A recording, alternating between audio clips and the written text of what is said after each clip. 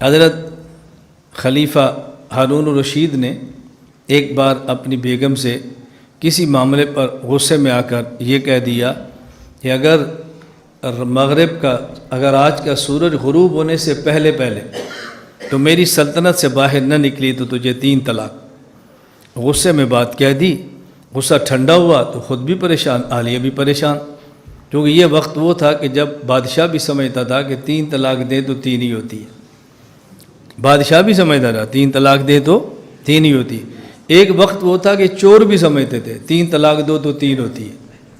بادشاہ بھی سمجھتا تھا، چور بھی سمجھتے تھے، چونکہ ہمارے معاشرے میں سب سے زیادہ عزت والا بادشاہ ہوتا ہے اور سب سے زیادہ ذلت والا چور اور ڈاکو ہوتا ہے۔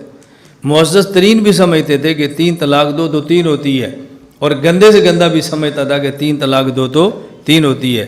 یہ جو نیا ایک سلسلہ شروع ہے نا کہ 3 طلاق دو 1 ہوتی ہے، ان کو کس کھاتے میں رکھیں ہماری سمجھ سے باہر ہے، ان کو کن میں رکھیں، کس فہرست کے اندر شامل کریں۔ حضرت امام اعظم ابو حنیفہ رحمہ اللہ کے دور میں رات لوگوں نے کسی گھر چوری کی، چوری نہ کہ ڈکیتی کے، تو مالک مکان اٹھ گیا، اس نے پہچان لیا، ان کے چہرے پر نقاب تو اترا ہوگا، پہچان لیا، پھر انہیں سمجھا کہ صبح بتائے گا، انہوں نے اس کو طلاق دے دی۔ صبح ہمارا کسی کو تو نے نام لیا تو تیری بیوی کو 3 طلاق، قسم اٹھا۔ اس نے قسم اٹھا دی، میں کسی کو بتاؤں فلاں نے چوری کیا تو میری گھر والی کو 3 طلاق۔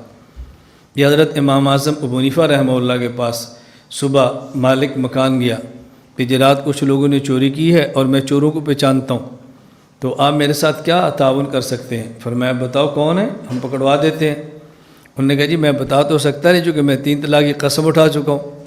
تو امام صاحب نے فرمایا یہ مسئلہ بھی ہم حل کر لیں گے۔ اس لیے لوگ امام صاحب سے بہت ڈرتے ہیں کہ یہ چوروں کو پکڑ لیتے ہیں۔ حضرت امام ابو حنیفہ چوروں کو پکڑتے ہیں تو لوگ ان سے بہت ڈرتے ہیں۔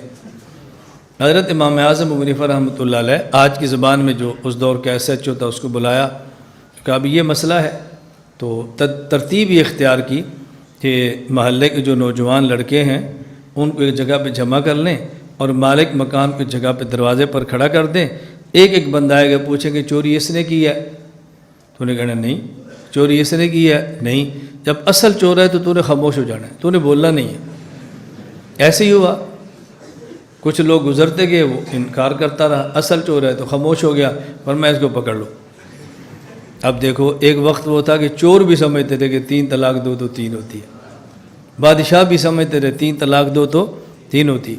یہ آج کے دور میں عجیب ڈکوسلا چلا ہے، بھئی ان کے گھر اجڑنے سے بچاؤ، ان کے گھر اجڑنے سے بچاؤ، گھر اجڑنے سے بچاؤ، گھر اجڑ رہے ہیں۔ ہم کیسے بچا سکتے ہیں بتاؤ؟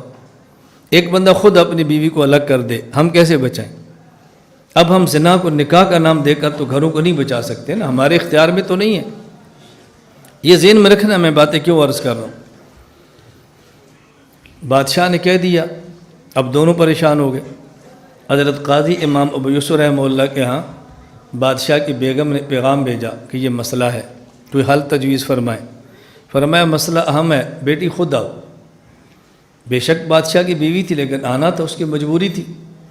حضرت امام ابو یوسف رحمہ اللہ نے کسی کو کہہ کر تو اس مسجد کے اندر ایک چھوٹی سی جگہ بنوا دی کہ جب وہ آئیں تو ان کو یہاں ٹھہراؤ۔ وہ آ گئی مغرب کی نماز اذان سے کچھ دیر پہلے، کہا جی ان کو بلاؤ۔ فرمایا میں ابھی آتا ہوں، تھوڑی انتظار کرو۔ اذان ہو گئی، امام ابو یوسف تشریف لائے اور پردے سے پوچھا کیا مسئلہ ہے؟ وہ رونے لگی، کہا رو مت، مسئلہ بتاؤ۔ کہا جی اب تو فائدہ کوئی نہیں مسئلہ بتانے کا۔ فرمایا بتاؤ کیا مسئلہ ہے؟ اس نے بتایا کہ میرے شوہر نے کہا سورج کے غروب ہونے سے پہلے میری سلطنت کی حدود سے نکل جاؤ وگرنہ تمہیں 3 طلاق۔ سورج غروب ہو گیا، میں حدود سلطنت سے نہیں نکلی، اب میں کیا کر سکتی ہوں؟ رہوں گی نہیں تو کیا کروں گی؟ حضرت قاضی ابو یوسف فرمان لگے کہ تم گھر جاؤ، تمہیں 3 طلاق نہیں، 2 نہیں، تمہیں 1 بھی نہیں ہوئی۔ بہت تعجب ہوا، کیوں نہیں ہوئی؟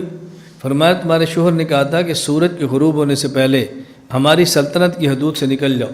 بادشاہوں کی سلطنت کی حدود مسجد کے باہر ہوتی ہے، مسجد یہ بادشاہوں کی حدود سلطنت میں نہیں ہوتی۔ اس پر بادشاہ کا کوئی اختیار نہیں، خالص اس پر اللہ کا اختیار چلتا ہے۔ جاؤ گھر، کوئی طلاق نہیں ہوئی۔